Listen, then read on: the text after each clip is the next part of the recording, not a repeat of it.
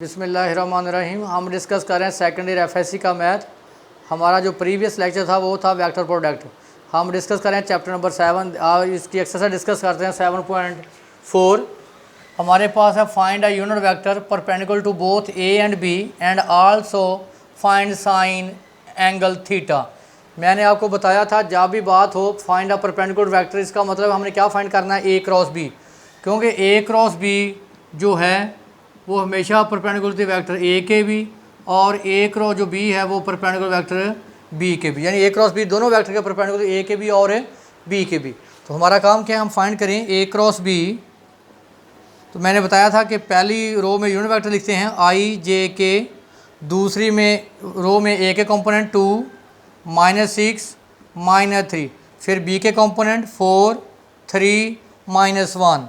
Determinant expand करें आई, ये column और ये रो, +6 +9 माइनस के, ये कॉलम और ये रो, -3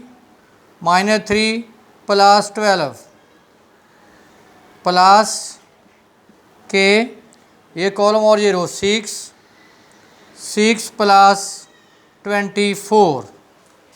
तो हमारे पास आ जाएगा 15i -9j +30k। हमने फाइंड कर लिया ए क्रॉस बी। अब हम लेंगे ए क्रॉस बी की मैग्नीट्यूड।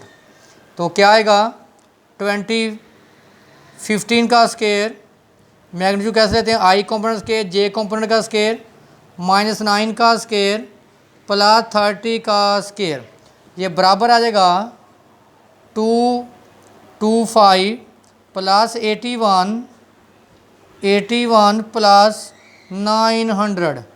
ये हमारे प्लस, इसको ऐड कर लें, 900 को 225 81 6 10 11 क्या आ गया 12। तो ये हमारे पास आ गया ए क्रॉस बी, हमारे पास है स्क्वायर रूट 1206। तो नेक्स्ट हमारे पास ए फाइंड करेंगे, क्योंकि साइन जो हमारे पास एन यूनिट वेक्टर होता है उसका फार्मूला था A cross B over A cross B की मैग्नीट्यूड। पहले हम फाइंड कर लेते हैं unit vector, n unit vector. देखें ए क्रॉस बी हमारे पास है 15i -9j +30k over magnitude हमारे पास क्या है, ए क्रॉस बी की मैग्नीट्यूड 1206, तो स्क्वायर रूट 1206। फिर हम फाइंड करेंगे, हमारे पास साइन थीटा फाइंड करना है हमने, उसका फार्मूला था ए क्रॉस बी की मैग्नीट्यूड ओवर ए की मैग्नीट्यूड इनटू बी की मैग्नीट्यूड। तो फाइंड करें ए की मैग्नीट्यूड। पहले ए की मैग्नीट्यूड देखें, आई कंपोनेंट का स्क्वायर 2 का स्क्वायर 4, बी कंपोनेंट क्या है -6 का स्क्वायर 36, के कंपोनेंट क्या है 3 का स्क्वायर 9। तो क्या आ गया, ये हमारे पास 49 आ गया 7। इस तरह बी की मैग्नीट्यूड लेंगे, क्या मैग्नीट्यूड आ गई, 4 का स्क्वायर 16, 9 का स्क्वायर 3 का स्क्वायर 9 -1 का स्क्वायर +1। तो ये हमारे पास आ गया स्क्वायर रूट 26। नेक्स्ट देख लें, फार्मूले में वैल्यू पुट कर दें तो साइन थीटा की वैल्यू आ गई। ए क्रॉस बी हमारे पास क्या, स्क्वायर रूट 1206, ए की मैग्नीट्यूड 36 है। तो ये हमारे पास ए की मैग्नीट्यूड हमारे पास 7 है, बी की मैग्नीट्यूड हमारे पास 26। अगर आप इसका स्क्वायर रूट लें 1206 का तो क्या आएगा 36। आप एस फॉर्म में लिख लें, स्क्वायर रूट 26। आगे हम डिस्कस करेंगे, नेक्स्ट हमारे पास है application of cross product. Application of cross product क्या है कि हम क्रॉस प्रोडक्ट से फाइंड कर सकते हैं area of a triangle.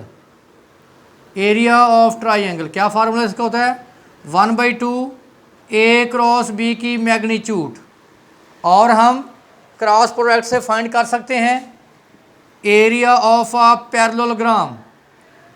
Area of parallelogram वो बराबर होता है ए क्रॉस बी की मैग्नीट्यूड। तो हम फाइंड करेंगे एरिया ऑफ ट्राइंगल फाइंड करेंगे। तो एरिया ऑफ ट्राइंगल हमारे पास है का जो फार्मूला है वो 1/2 है ए क्रॉस बी। देखें हमारे पास पॉइंट्स गिवन है, हमारे पास पॉइंट्स गिवन है, इसको हम चेंज करेंगे पहले वेक्टर में। तो देखें हम फाइंड करते हैं सोल्यूशन ऑफ अ ट्राइंगल यानी एरिया ऑफ ट्राइंगल। हमारे पास पॉइंट है P 1 -1 -1, पॉइंट Q है हमारे पास है 2 0 -1, पॉइंट R हमारे पास है 0 2 1। देखें जो सबसे इम्पॉर्टेंट बात है एरिया ऑफ ट्राइंगल फाइंड करने के लिए हमें ट्राइंगल की दो एडजेंट साइड चाहिए। यानी कौन सी साइड हम फाइंड करेंगे PQ और PR। तो देखिए कैसे फाइंड करते हैं, terminal point minus initial point. तो क्या आएगा Q 2 0 -1, P क्या आएगा 1 -1 -1। I कॉम्पोनेंट से I माइनस कर लें, 2 -1 0 + 1 -1 + 1। तो क्या वेक्टर आ जाएगा 1 1 0, जिसको आप ऐसे लिखते हैं पहले I component J component K component I + J + 0 K PR OR - OP। OR क्या है 0 2 1, P क्या है 1 -1 -1। करें माइनस I कॉम्पोनेंट से I component I minus J component से J माइनस। तो ये आ जाएगा 0 -1 2 + 1 1 + 1। तो ये आ जाएगा -1 3 2, जिसको लिख सकते हैं I कॉम्पोनेंट J और K -I + 3J + 2K। Find करें PQ क्रॉस PR। तो पहली रो में unit vector I J K, फिर PQ के कंपोनेंट 1 1 0, फिर PR के कंपोनेंट -1 3 2। एक्सपेंड कर लें डिटरमिनेंट को I ये कॉलम और ये रो 2 -0 -J ये कॉलम और ये रो 2 -0 + K यूनिट वेक्टर ये कॉलम और ये रो 3 + 1। तो ये हमारे पास आ जाएगा 2I - 2J + 4K। Area find करने के लिए हमें फाइंड करेंगे PQ क्रॉस PR की मैग्नीट्यूड। लें इसकी मैग्नीट्यूड 2 का स्क्वायर 4, इस 2 का स्क्वायर -2 का स्क्वायर 4 और 4 का स्क्वायर 16। तो कितना आ गया 24, जिसको मैं ऐसे भी लिख सकता हूँ 4 × 6। तो 4 बार अगर क्या आएगा 2 √6। तो देखें हमारे पास फार्मूला है एरिया ऑफ ट्राइंगल, क्या इस्तेमाल होगा 1/2 PQ क्रॉस PR 1/2। देखें PQ क्रॉस PR की मैग्नीट्यूड 2 × √6, 2 से 2 कैंसिल, तो क्या आ गया हमारे पास √6। ये हमारे पास आ गया एरिया ऑफ अ ट्राइंगल, किसके बराबर है √6 के। क्वेश्चन नंबर 4 है, पार्ट 3 है, फाइंड एरिया ऑफ पैरेललोग्राम। तो आपने एरिया ऑफ पैरेललोग्राम का फार्मूला पढ़ा था, एरिया ऑफ पैरेललोग्राम उसका फार्मूला था आपके पास A क्रॉस B की मैग्नीट्यूड। तो फाइंड आउट करें सॉल्यूशन AB, पोजीशन वेक्टर निकालेंगे AB फिर AC। तो हमारे पास आ गया AB का मतलब है OB - OA। OB हमारे पास है -1 2 2, OA हमारे पास है -1 1 1। माइनस करें I कॉम्पोनेंट से I माइनस -1 + 1 J कॉम्पोनेंट में से J -2 -1 K कॉम्पोनेंट में से K -2 -1। तो ये हमारे पास आ गया 0 1 1, जिसको हम लिख सकते हैं 0i प्लस जे प्लस के। इस तरह हम ए सी फाइंड करेंगे, ये होगा ओ सी माइनस ओ ए। ओ सी हमारे पास है -3 4 -5, ए हमारे पास है -1 1 1। तो इसको करें हम आई कॉमर्स आई माइनस, -3 + 1 4 -1 -5 -1, ये आ गया -2 3 -6, जिसको हम लिख सकते हैं -2i plus 3j -6k। Find out करें ए बी क्रॉस ए सी। पहली रो में आई कंपोनेंट यूनिट वेक्टर यानी, और दूसरे में ए बी के कंपोनेंट 0 1 1। नेक्स्ट के ए सी के कंपोनेंट -2 3 और -6 ए सी के कंपोनेंट।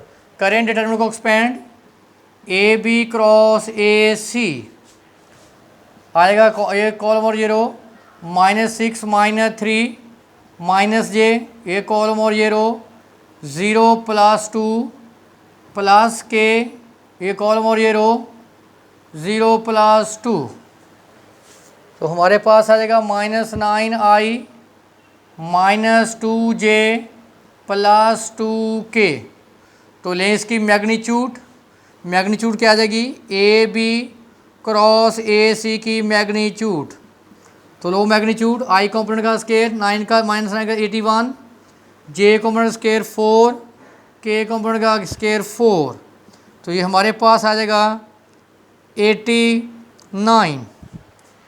तो जब आप एरिया फाइंड करेंगे, एरिया ऑफ पैरेललोग्राम, तो हमारे पास होगा ए बी क्रॉस ए सी की मैग्नीट्यूड। तो क्या आंसर आ गया √89। नेक्स्ट हमारे पास है क्वेश्चन नंबर 6 है A cross B plus C, B cross C plus A, C cross A plus B. तो अगर आप देखें तो ये कौन सी प्रॉपर्टी इस्तेमाल हुई है, डिस्ट्रीब्यूटिव लॉ आपने पढ़ा था कि u cross v plus w बराबर होता है u cross v plus u cross w। तो लेफ्ट हैंड साइड लेके आप राइट हैंड साइड 0 की इक्वल कर दें। लें लेफ्ट हैंड साइड क्या है, a cross b plus C plus b cross c plus a plus c cross a plus b। अगर आप गौर करें तो ये प्रॉपर्टी भी हम यूज़ करेंगे, आपने पढ़ा था कि a क्रॉस b बराबर होता है -b क्रॉस a के। करें a cross b plus a cross c, b cross c plus b cross a plus c cross a plus c cross b, a cross b plus a cross c plus b cross c। देखें ये b cross a है ना, जब b cross a को आप लिखेंगे a cross b, तो बाहर साइन के साथ जाएगा नेगेटिव का, लिखें -a क्रॉस b। इसकी डायरेक्शन चेंज करें, देखें ये है c क्रॉस a, जब लिखेंगे a क्रॉस c तो नेगेटिव का साइन बाहर चेंज करें, इसको -a क्रॉस c, इसको भी चेंज कर दें -b क्रॉस c।